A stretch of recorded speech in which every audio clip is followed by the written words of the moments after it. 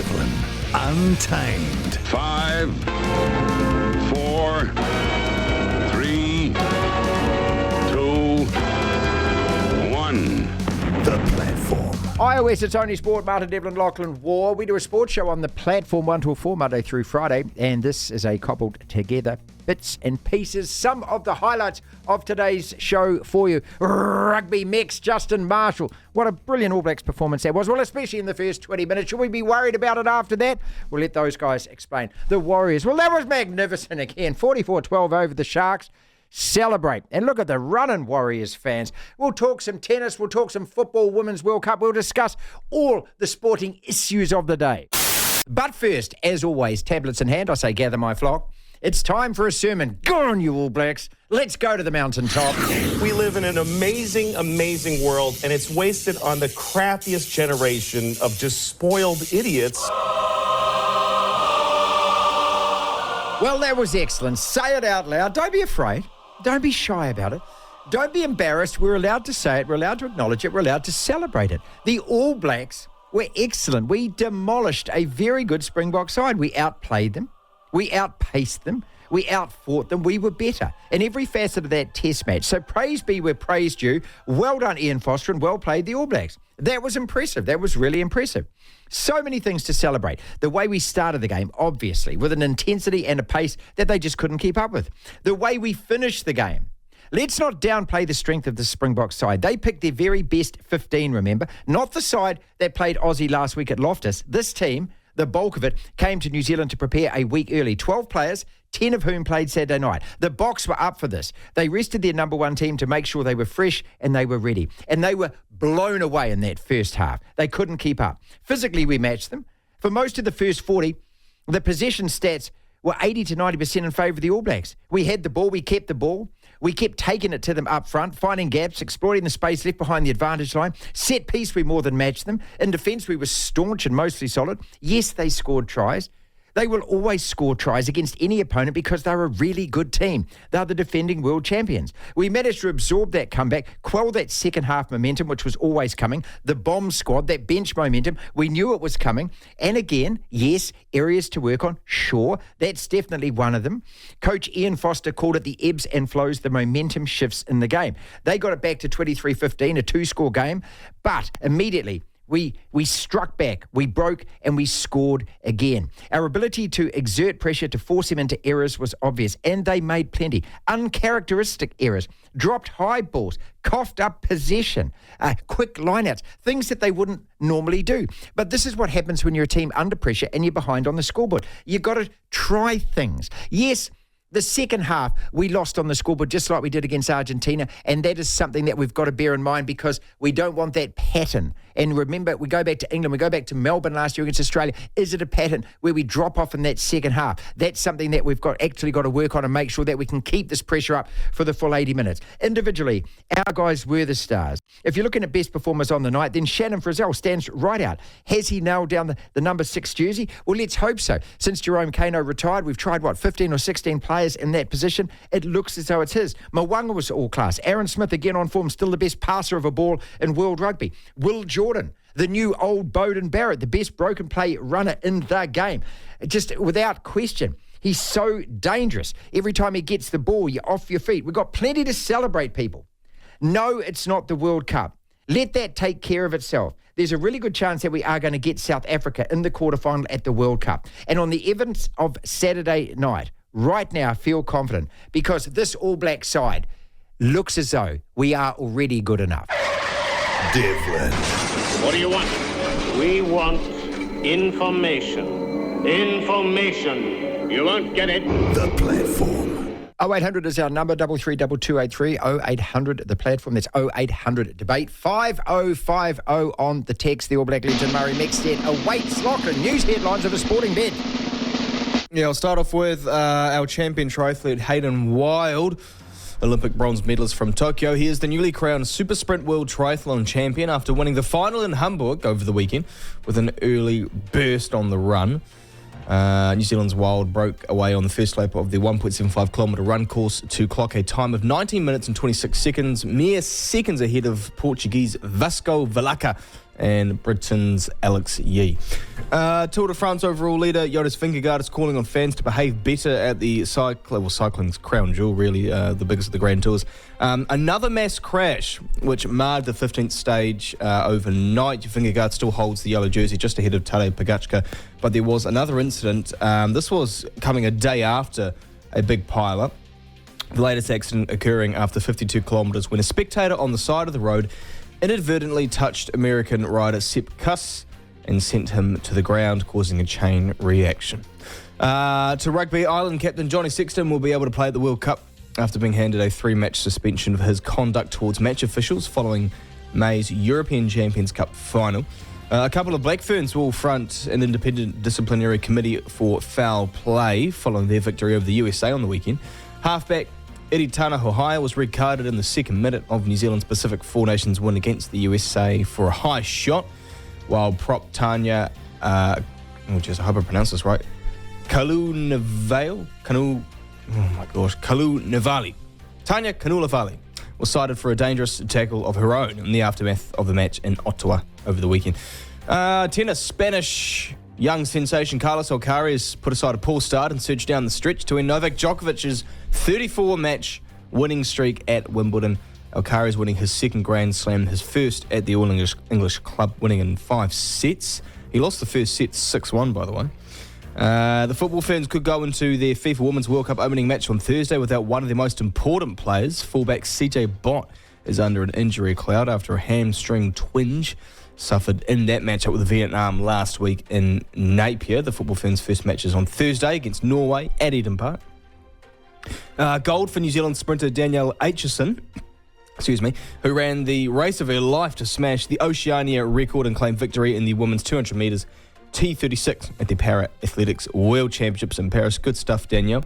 And the Matildas, our counterparts in the co-hosting round for this World Cup, the Australian women's side, they've released a collective statement to call out FIFA's World Cup prize money gender gap and to stand up for rival nations who are still denied the basic right of collective bargaining for their wages and working conditions. This video, I saw it on Stuff. You can go have a look at it. Just them pretty much going through all the things that they've overcome over the years, and there's still more work to do. That's what's making news, madam. Devlin. Oh my goodness me! The platform. He's an All Black legend. I don't use that word lightly. He has been a figure to all of us fans for decades with his coverage on Sky Sport. Murray Mexted, the most independent, respected All Black voice from the sidelines. He joins us. The way we started playing at that pace, keeping the ball in play, not kicking it out deliberately, so we're just running them ragged off their feet. I mean, can we sustain that, though? Because we've seen a drop-off noticeable in the second half of both that test on the weekend and Argentina. We saw it against Australia in Melbourne. We had a lead last year and couldn't sustain it. Saw it against England as well. Is that pattern a worry, or am I making too much of it? No, I think it's a fair comment, Martin, but... and we've only got, what have we got? 1, 2, 3 games to go. Yeah. So, one step at a time, in my opinion. At the moment, we're not the perfect package. Are we good enough at the moment to win the Rugby World Cup? No, we're not. But we're definitely showing the signs of a much improved team. And provided the team is selected pretty consistently, in other words, not changing too many combinations, sticking together, playing that team. It might be a sort of a team of 19 or 20 or something like that, playing those guys together so they get more and more rhythm. We can only get better. I think we're definitely trending in the right direction. Yeah, Mendoza was a good start, a really good start, because it's hard to play in places like that. And then we've followed it up in the weekend against probably the best opposition you could play against. So, it's we're heading in the right direction, in my view.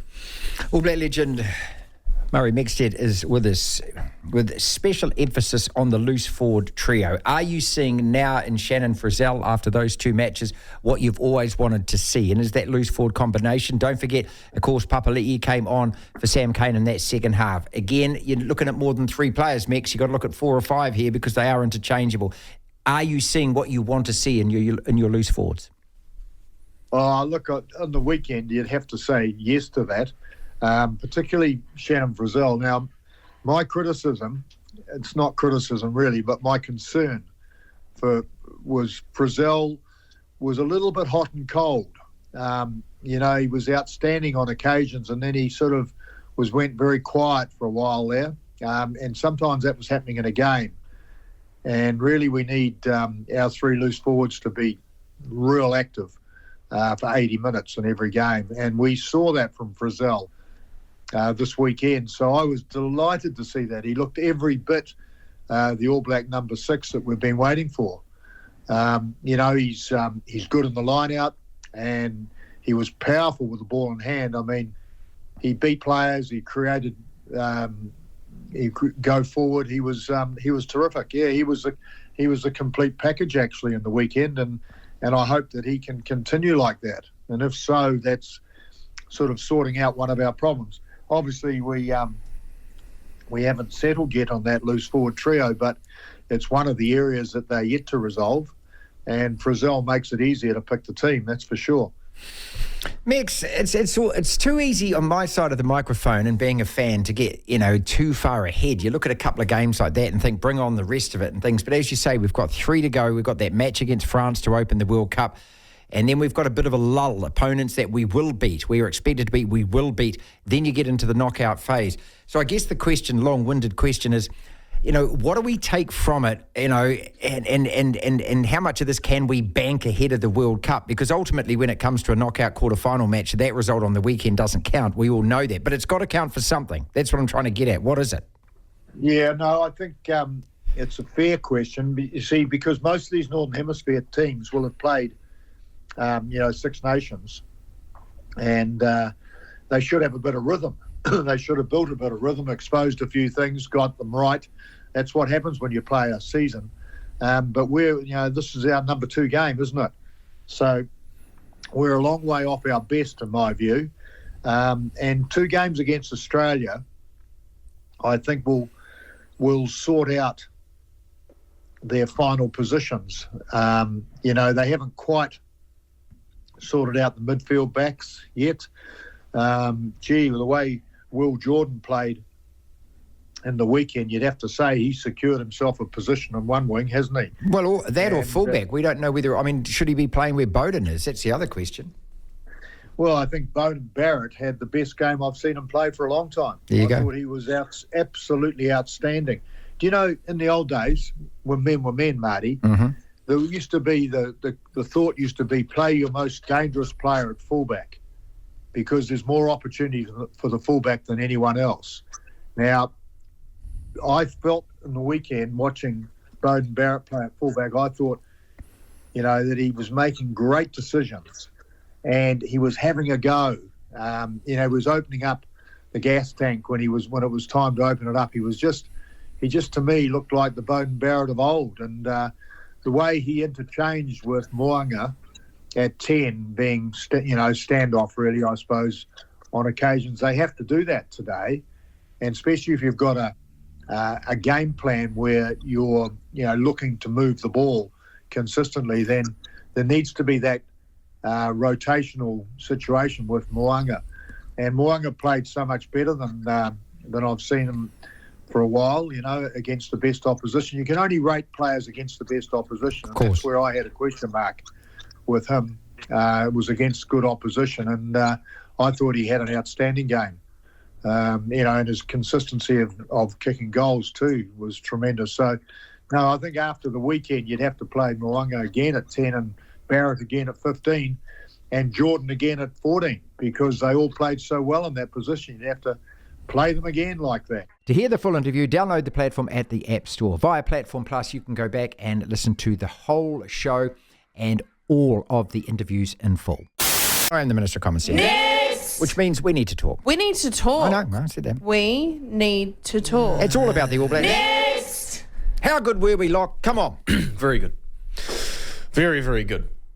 The opening stanza, the first 20 minutes, keeping the ball in hand. I love the idea of not kicking it out, of not giving the ball back to them, of just lung busting them. of just shredding them. I mean, that aerobic fitness, the sheer pace of it, side to side, front and back. You bust through the advantage line, which basically means that every one of their players running back is a penalty waiting to happen. You saw Aaron Smith do it at one stage, right? I don't know who the big ginger-headed prop is, but he just basically sees a guy in a green jersey, just passes it straight and bang, penalty. That's the way we have to play these teams. We've got to attack them early. Look, they will be expecting it, but how do you defend that? I mean, the skill level there. Once the short passes stick like they have been in the last couple of games, we're unstoppable playing like that. Yeah, it reminded me a lot of... I feel like I compare games to this one a lot because it's a game that sticks in my memory so strongly, but the semi-final loss to England where for the first 2-3 minutes we were just bashed up and we didn't bruised. get the ball, just getting hammered. And it wasn't as if England didn't maintain that, but then they dropped down to a level where we still couldn't get in the game. They didn't beat us up the way in the final sort of 60-65 minutes of that game, the way that they had in the first period, but we never got close. No, we they never kind of got a look. It was almost like the Argentinian game, wasn't it, where you win the game in the first 11 minutes by breaking their spirit. You get so many points up that they have to change their game plan. We saw this with South Africa. We saw them making just the most fundamental errors, dropping balls. That short line-out that they attempted there, where they threw it and the prop just basically bum fumbled it. Yeah, I mean, they never do that. That's what happens when you're behind on the score. That's what pressure does to you. Look, I think, as Mick said, we were very good at scrum time, which was impressive. And then we played to our strength against the Springboks, where you're not going to out-muscle them, you've got to play with pace, and that's what we did really well. And then in moments, portrayed most notably by Shannon Frizzell, we did get physical and got our chocolates. Next! Have we found our number 6 on the back of the last 2 games? If this guy can perform like that every time he puts an All Black jersey on, welcome back Jerome Kainer. He's doing more with the ball than Jerome ever did. Jerome didn't run with the ball a lot, but he was Mr. Smackdown, wasn't he? Defensively, he was an absolute monster. That's what I've been waiting for from Shannon Frizzell. Yeah, and it reminded me of the first 12 months after he debuted for the All Blacks, he was unreal and then sort of dropped off a bit and has had little flashes since. And I mean, he's had these periods where he's had back-to-back games where he's looked really good, so we can't get too carried away with having 2 really good games. The thing is that they had 2 very good performances against close rivals and 2 teams that have tripped us up the last couple of years. And obviously the world champions in the Springboks. So far it's incredibly encouraging. And I guess for the time being he is, but I know that Ian Foster and the other selectors they just love Scott Barrett as a blindside, so I'm sure that he'll get a couple of looks in soon as well. Next! Where does Will Jordan start and play? Fullback. I'm asking this as a text comes in. Bowden should be fighting it out with...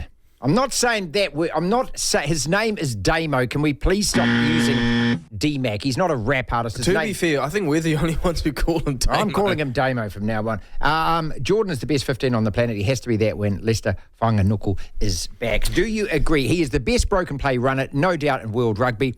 And Mick said it there. Your 15 is a guy that you think, if we have attacking opportunities, who's the best guy to be in position to make the most of those? Will Jordan is now what Beauden Barrett used to be. Beauden played bloody well, I thought, but Jordan is different again.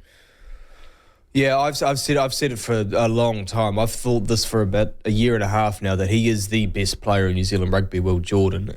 He's Christian Cullen-esque in the way that he finds, I'm not saying he's as good, but he finds space and exploits it brilliantly. And it was that first try that we scored where he was tackled, but How smart was he? He wasn't held. How smart was he? And then he let go of the ball, picked it back up and started running. Yeah. I've never seen anyone else do that in a I'm test pretty match. sure- Show me some vision of somebody else being that smart and clever and knowing the rules that well that they do Well, that. that's the thing. You can correct me if I'm wrong, but I'm pretty sure if you hold on to the ball when you've been pulled down, then doesn't the ruck form? Yeah, it's a turnover. Yeah. So he has to let go Well, of it, you've got to which is get what up he and does. get back on your feet. So does the tackler. That's the rule. Exactly. So, and then he picks it up and goes for a little dart. But he's also deceptively quick. He doesn't look like he's running that fast, but he really is. And the same with the second try where I can't remember who cleared the ruck, and then he hits the ball at such pace that within a split second he's already through that gap where there wasn't really a gap in the first place, and then manages to get the ball away as he's being pulled down to Cody Taylor. He's exceptional, Will Jordan. He's unreal. And I actually think he's wasted on the wing. I think he's too good to be on the wing. Put him on a boat now to the World Cup, because if the guy can't fly because of what's going on inside that eardrum stuff, and put him on a DHL on a boat. Next! What does the result mean? Again, Mex saying that, look, it's not the World Cup. We have bigger fish to fry, much bigger challenges. But all you can do is tick off boxes along the way, can't you? Yeah, see, this is the problem, is that if we had lost, there would be those of us who would be like, who cares, it's a World Cup year, it doesn't matter. And then there'd be the ones like you and I who'd be like, yeah, but that was probably our best team, and we couldn't beat them. And then at the same time, when we win, it's like, okay, yeah, we won, but you can't get too carried away because it's the World Cup year. So it's a really strange, murky sort of result. We're allowed to celebrate it today for the next week until we play Australia. But I really don't think for a second that the Springboks would happily just give up that sort of game. They didn't come to sort of just try a few things out and see how they go. They came to play. There's no experimenting going on with them. No, especially not when they play us. There you go. Yeah. So there's a lot to take out of it in that sense. At the same time, we were very good. They were uncharacteristically bad. They missed so many tackles early on. We were beating them at the set pieces, which we don't often do, at least that convincingly.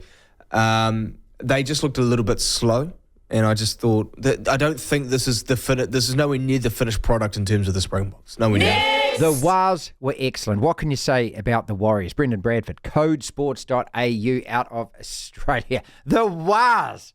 And look at the running. I'm starting to get to that stage now where I don't know what to say about it because I don't want to say anything that's going to, jinx the team or something stupid like that. But, I mean, that was just awesome yesterday, wasn't it? Oh, look, I think we're beyond jinxing them now. I think we're on. I think we're on. Yesterday, just another example. Sort of, you look back at, I think back to that Dragons win, and you think, awesome performance, but it's the Dragons. And then, the Eels sort of still coming good, but that one yesterday, just phenomenal. The Sharks just looking all sorts after starting pretty well. That's the only thing with the Warriors. They don't start that great, but they finish it off pretty well. On a fast track, fine day, hardship, there's no wind, no rain. This is a team that just plays at pace. We saw the All Blacks play like that as well, mate. Just really fast attacking, great footwork. Yeah, and that just, like we've been saying sort of for the last couple of months, it just speaks to the belief and the trust that they have and whatever's going on, whatever they've done in the off-season and whatever they've done over the first 6 months of the season, just coming through because there's just a complete and absolute faith in what they're doing, which is why they can play that fast and why they can pull off some of the things they're doing and why, Sean Johnson looks like he's 22 again. It's just tremendous to watch, and it's been a very long time. Been a very long time since we've seen results like this, but I think we're going back sort of 20 years since we've seen a team playing like this, playing this well, playing with such belief and conviction. Also a style, that's their own style again. Yeah, exactly. Yeah. And, because it felt like for a while there, sort of in the 2010s, they got stuck in a just throw it to Sean Johnson or just bomb it to Manu kind of a setup. And while there were some good results along the way and, finals sort of 2011 and things like that, it was never something that you'd look back on and go, oh, that was a great era. This feels like it's building something more than just give it to Sean or kick it to Manu or, relying on Simon Mannering to play 80 minutes every single game of the year. This is something more. This is a building block. It's a great first step, but it really feels like this is something that's going to be long-lasting. CodeSports.au, Brendan Bradford is with us. The big teams came to play on the weekend. The Broncos put 44 on the Bulldogs. That was a little closer than expected, probably. The Storm accounted for the Roosters comfy. The Panthers did the same with the Dolphins. Can the Warriors now be in that conversation? Because if you're talking about standout performance from the weekend, I think most people have probably penciled that result. Yeah, the Warriors and probably the Broncos, the other standouts, playing without a lot of gun players, rested sort of 5 or 6 big gun players from the Broncos, but absolutely the Warriors are right there. So if you look at the ladder, they're in 5th, 26 points, which is 2 behind the Raiders and the Storm, who have both had their 3rd bye. So really, it's equal on points, and points differential, we're above those 2 teams. So 3rd place on the ladder, technically, if you want to look at it that way. Absolutely right in the mix.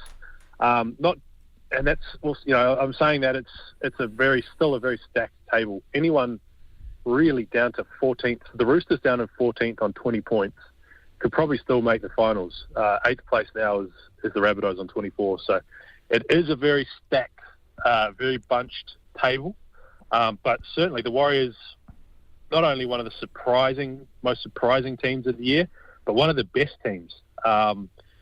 Scoring heaps of points, equal with the Broncos, scored more than the Panthers, and defending really well as well. I think the third best defence in the comp. So absolutely, the Warriors are right in and should be now looking at the top 4 finish. The tight 5. Roughly a minute there or thereabouts on each. And when the bell goes ding, well, we attempt to move quickly on to the next topic. Brent has texted in and says, these overseas commentators you interview saying we lost the second half again. Really? ? We will talk about that. Current world rankings in rugby on form are what, Lachlan? The Warriors, how much better can the Warriors get? And look at that run home. That is a dream run home from here. Should the New Zealand 15 be doing a haka and also having a national anthem before they play? I thought that those kind of things were saved for actual New Zealand sides. They're not a New Zealand side. They're a kind of a cobbled together for commercial purpose side calling themselves a New Zealand side. The New Zealand side played at Mount Smart on Saturday. I get confused about this stuff. Alcaraz wins Wimbledon, like I told you, Lachlan, like I told you all along, like I always said that he... Black Ferns playing in front of 0 crowd in the United States. 0 crowd. And Major League Cricket. And I watched a little bit of this from Texas, of all places, over the weekend. But we'll start with the rugby because we've been talking about that for an hour. The current world rankings right now on form are what? Don't forget what World Rugby says, because World Rugby seeded Wales 4th for this World Cup. That's how much of a clue they don't have. They did the settings for the pools at the start of 2020 before anyone had played a test. Is my exact point. So why would you seed a World Cup 3 years out? Because you're dumb. Because you're an idiot. Okay, world rankings right now in your mind on current form. And all you can base it on is what you've seen over the last couple of weeks and the Six Nations. By the way, one of the biggest fallers in the world rugby rankings this week has been Pakistan. They've gone down to 93rd. They've gone down the most number of places. I just thought you'd want to know that. Long road to hoe to come back for the next World Cup in Australia, but good luck, lads. Yeah, go the Packies.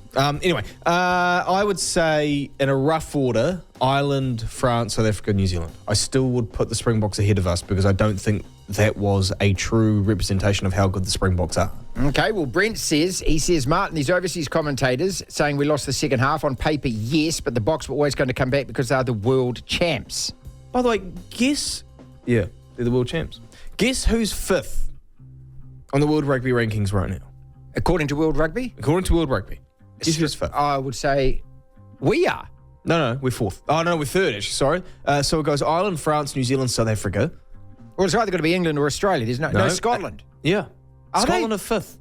Scotland 5th, England 6th, Australia 7th, Argentina are 8th. I think they are a potential dark horse at this World Cup. I'm just looking at the World Cup groups at the moment. And, Ireland... See, they're in a logjam of a group as well. They got Ireland and South Africa and Tonga in their group. Yeah, I mean, they got the toughest group of all. That's Pool B. Pool C, Australia, Fiji, Georgia, Portugal and Wales. Ugh.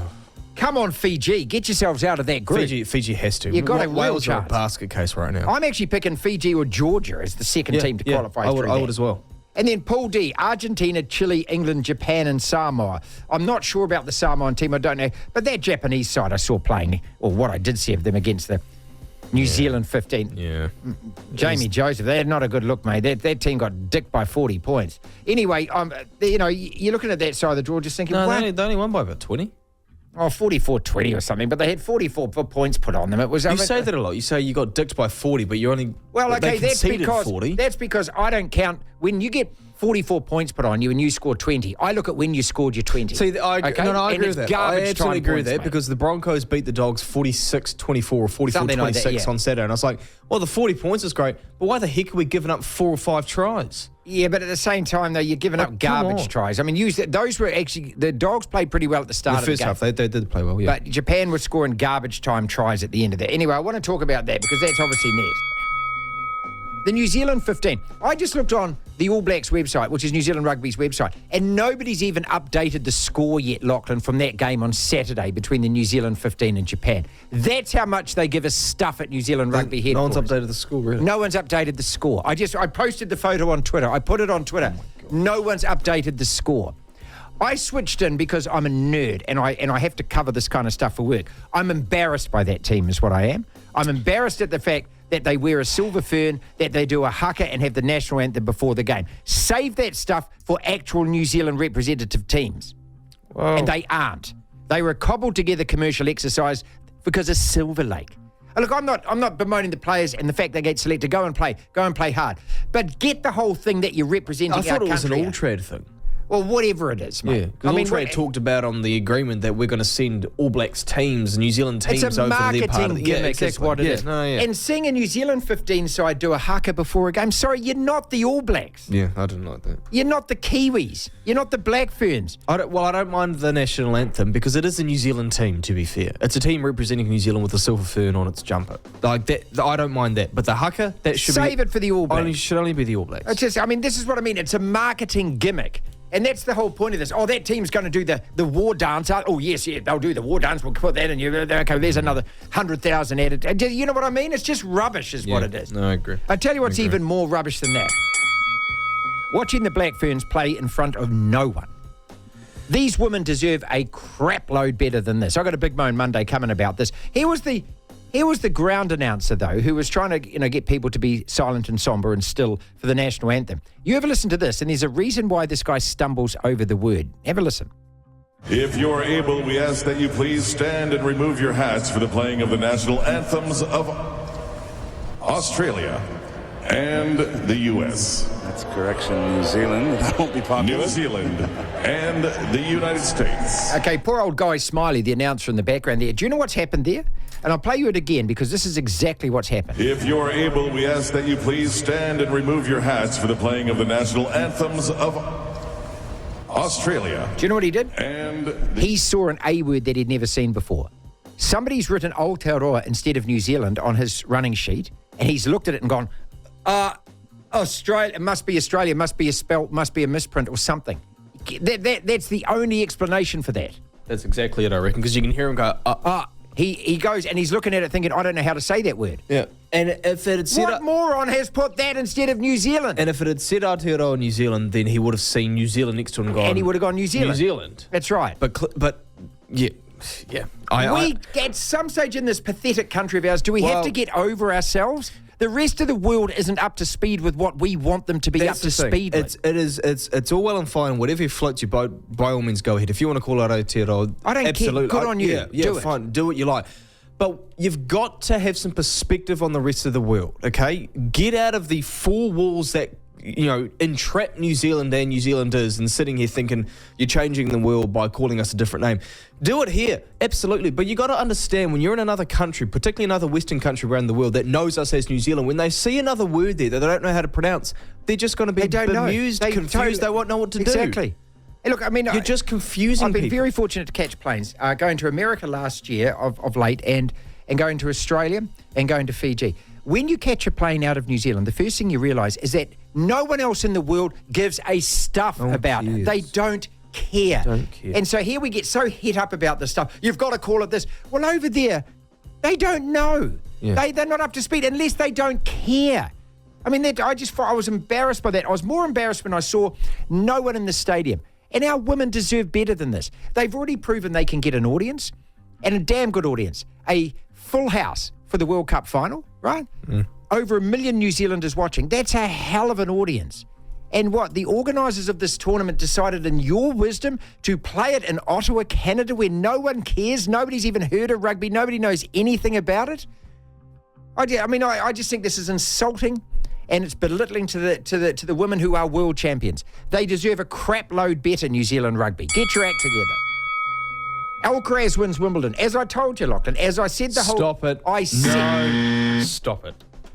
I'm stunned by this. I woke up this morning. I must admit, I didn't actually watch the game until I got here to work, and we watched some 1 highlights. a.m. Well, yeah, but, I always set my alarm, and so I set it at 3 o'clock. I woke her up. What the hell's you like? The tennis. So just to see what the score was, I wanted to check the score out. Because I always think, I'll stay awake and I'll watch it. But, of course, I just fell straight back to sleep. Of course. With the bloody iPad on my lap there. The second set was the key. He got smacked up in the first set. He came back and he won the second set. That tiebreak, Lachlan, he won 8-6. That was the first time in 55 consecutive tiebreaks at Wimbledon that Djokovic has lost one. Wow. I didn't know that. That's how significant that was for Alcaraz. Wow. He then wins the third set, he drops the fourth, he comes back and wins the fifth. Yep. It's an extraordinary achievement because Novak hadn't lost in, 5 or 6 Wimbledons. He's the king he'd won 4 in a row. Yeah. King of grass. Yep. And here's a guy that I thought was just going to absolutely romp through and probably win a calendar Grand Slam, something that I hope as a sports fan I get to see. But no, I don't know what it means from here. I don't know whether Djokovic now, or does he play the US Open if he goes? To be fair, people said this at the end of 2021 when he missed out on the calendar slam and lost to Medvedev, and Medvedev just wiped the floor with him. And he didn't, because he wasn't at the Australian Open last year. People said that then. I don't think it's that at all. I don't think this spells any idea lessening of his powers? Well, yeah, this could be the end. Not at all. I just think that on the day, Alcaraz was better. Right. It's not as if he got beaten in 3 sets. No, look at mate, 6-4 in the fifth. That's pretty. Djokovic took him all the way. All right, final. Major League Cricket. Now, Saturday afternoon, I was just sitting on the couch. We were ready to go out for lunch or something. I just turned on. There was Major League Cricket coming in from Texas, the Grand Prairie Stadium. And I was watching, there was Conway and there was Guppy. And then I watched Finn Allen just embarrass himself. So here's a guy with so much potential. And he'll never get this back because it's now all over the internet. It's all over. He goes for a run. He hits a little single out. And I'm not joking, Lachlan. He's walking down the pitch with his bat. Yeah, he hesitates and does a very slow jog. No urgency at all. So the fielder gets it, throws it back to the wicketkeeper, and then he decides to go for a jog. But he's got his bat stuck in the turf. He basically just falls over. Just terribly embarrassing. But look, they had a crowd in. I mean, it wasn't a huge crowd. They probably had about 5,000 or 6,000 people in. Major League Cricket. You getting excited? I can't get behind it, no. I think part of what excites me about cricket is history. Yeah. Like I love the Ashes because of the history. Yeah. I love the Australia-Indian. What's the series? Border Gavaskar. Yeah. I enjoy that because of the history. I enjoy us and, well, not that we ever play Australia. No, not that we ever do. I enjoy us and no, we never play South Africa. No, us in England. Well, we do here. No, we did this year. We played them in February. We only play there. It's them, Sri Lanka and Blimmin' West Indies and Pakistan. They're the 4 teams we always play. We never play Australia. We never play South Africa. 81 Test veteran for the All Blacks. He was there, sideline for Sky Sport on the weekend. Justin Marshall, living it and loving it, just like all of us fans. There's one thing I love. I've always said this to you about your commentary.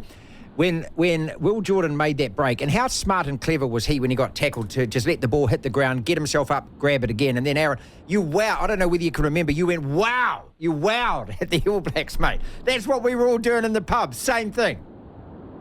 Yeah, absolutely. That's just smart rugby, isn't it? And I thought in the entire game, the All Blacks just played really smart. Look, there's no doubt. Look, Test match rugby's hard, Marty, and it's hard against the top-tier nations because at one point or at some point or at many points in the game, they will have their moments and they will have their momentum. So you can't always expect a complete 80-minute performance out of a Test match when you're playing the top-tier nations because they wouldn't be top-tier if they're not good enough to fight their way back or wrestle momentum for a while. So everybody keeps dwelling on the fact that, but there was this lull and their reserves came on and they started to come back into the game. Well, shit, yes, of course they're going to. But it's about absorbing that, letting them have their moment, and then bang, hitting them back. And the All Blacks did that really well. Yeah, you don't want to concede points when you're absorbing, but they did.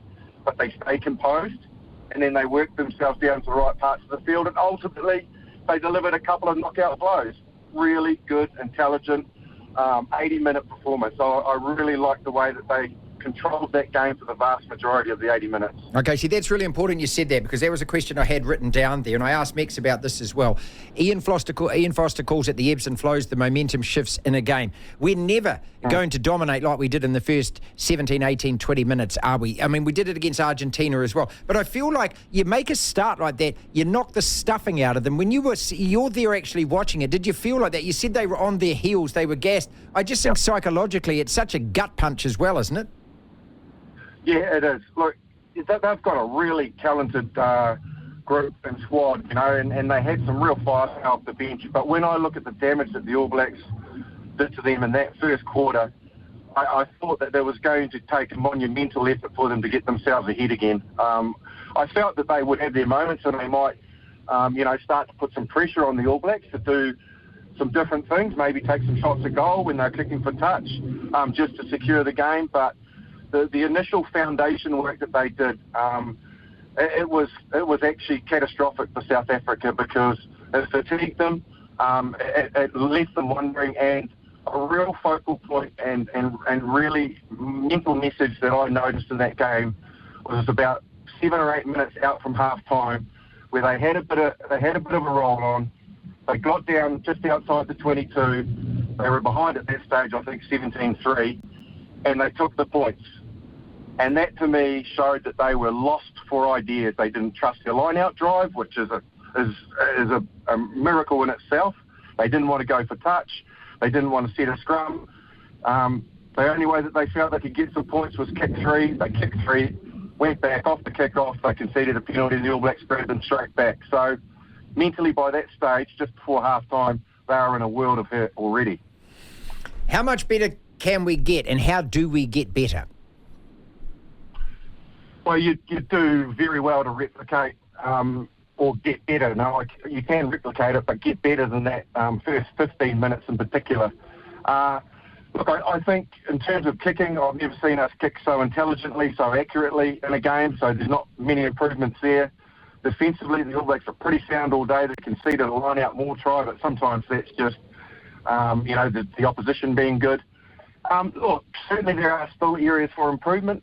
There still is an ability to probably get quicker ball at times and to use some of our back three a bit better and get them into the game a lot more, although they injected themselves really well. Maybe just a little bit more opportunity for Rieko Ioane to get the ball in space, because he was quite constricted, but that was their defence. In a nutshell, mate, it was a very, very good performance. Of course you can improve, but you have to say that was close to a performance that would beat most sides in the world, or at least get into a position to beat most of them, and that's a good thing. We're tracking okay, aren't we, mate? We are tracking good. We are, and it's nothing. There's nothing better than having, and this is very evident, competition and competitiveness for places in the team. Think about first five. What a performance from Richie Mo'unga under pressure from Damien McKenzie. What a great performance from Beauden Barrett under pressure just to grab that jersey in the first instance. The loose forwards, Frizzell's performance was outstanding. And then you sort of think about the fact that there's players like Sam Whitelock to come back. He'll be nervous because Scott Barrett and Brodie Retallick are outstanding. There's guys like Joe Moody, Fletcher Newell, who were All Blacks last year, but the front rowers are performing well, and Tamati Williams had a great debut. Mate, that's all great, because that's all making players have to be at their very, very best to get selected for this test side. And that's a good headache for those selectors, and Ian Foster in particular, to have. To hear the full interview, download the platform at the App Store. Via Platform Plus, you can go back and listen to the whole show and all of the interviews in full. LBP with TMG every Monday. Let's be positive. Twizel's Matt Gunn joins us to look at the Wallabies. How can he be positive? The Doggies, how can he be positive? I'll be positive about the All Blacks and the Warriors then, mate. A win against the All Blacks changes everything for the Wallabies, right? Absolutely everything. It always does, Martin. A win against the All Blacks would be something nobody would say they didn't want. Yeah? We tried to play a bit freer, says Eddie. The decision-making wasn't there. And that's, I think, what sums it up. if they're going to play freer, they have to make good decisions, and they're not capable at the moment of doing that. All right, let's give them time. World Cup around the corner, and it feels like it's ours after these first two matches over the last couple of weeks. I mean, come on, let's be honest. 14 penalties they gave up. So many knock-ons, it's not funny. And just a week and a bit to turn it around? Absolute possibility. Well, okay, well, let's, just throw a couple of reality cards in there. You lost to Argentina. You couldn't handle the rolling maul. Once again, you're a team that promises a lot. You don't seem to be able to deliver. I think it comes back to the same thing all the time. You actually don't have a great side, mate. I mean, how else do you want to paint this? No, I don't want to paint it any other way. I think we're pretty average. Look, the point being, I suppose, is at times we look all right. There are moments where Australia, the Wallabies, they look to be on top of their game. But they can't maintain it, and we saw that last year. Dave Rennie got the axe after they lost 9 of 13 internationals. Eddie's lost his first 2 this year. It's not a great record for the Wallabies. And if we're rebuilding, the only team I can think of to look towards is the Bulldogs. And if that's the case, Eddie Jones has got a decade ahead of him. Let's be positive. Matt Gunn out of Twizel with us. Resurrection Distillery. Jump that Facebook page. Resurrection Distillery, an award-winning gin maker. Women's World Cup starting, mate. Now, look, I'm looking forward to this tournament. I'm not really looking forward to watching New Zealand play because we're not a great side. Look, if we actually manage to escape from the group stage, that will be like winning the tournament for us. How are your Matildas going to go? Good name, by the way, for a football team, I think. Well, the Matildas are calling out FIFA. And there's a lot of hope for them. How are they going to go? I think they'll compete well, Martin. Do I think they'll win? No, I don't. I see last week 320,000 tickets sold to the Women's World Cup, 64 games. It's about 5,000 a game, of course. I bet the finals are probably sold out. So I'm just hoping that the crowds show up during all the preliminary matches, Martin. I suppose there'll be a few with pretty low crowds, but 320,000 people on target for the most watched ever or most attended ever women's event in a country the size of New Zealand. I've got to say, and you pointed out to me over the weekend, that's pretty impressive stuff. How can it not be impressive, Matt? Look, that is way more than the total paying crowd that attended Super Rugby this year, right? And it's about 319,000 more than actually paid to go and watch Super Rugby Opiki. I don't understand where the so-called sports minister, I mean, what a title for a donut merchant that is. Where's he coming from? If you're thinking about 300,000 plus tickets to go and watch women's football in New Zealand, that's an extraordinary amount. And it's not the New Zealand team they're going to watch. It's not even our lot. So I think that's an amazing amount of ticket sales in this economic climate. Yeah, no. I on reflection of it, I think it's actually phenomenal. And, I think really that a big part of this is the timing after the Women's Rugby World Cup, because it really spurred interest in women's sport here. And, I mean, if you look at some of the news websites in air commerce, their coverage of this tournament has been pretty extensive. Oh, yeah. Now, whether or not you agree with what the coverage is, I suppose is neither here nor there. I suppose the truth is that it's contributed to help sell 320,000 tickets. And there'll be some full stadiums towards the end of that tournament. And I bet there's some pretty good football played. That's our podcast for today. Thank you so much for listening. If you want to listen to the entire show, 1 till 4, Monday to Friday, download the Platform app, and via Platform Plus, you can go back and listen to whatever shows over however many weeks at your leisure, at your listening pleasure. Platform Plus. First thing to do, though, is download the Platform app. Devlin. Unbelievable. Incredible. The Platform.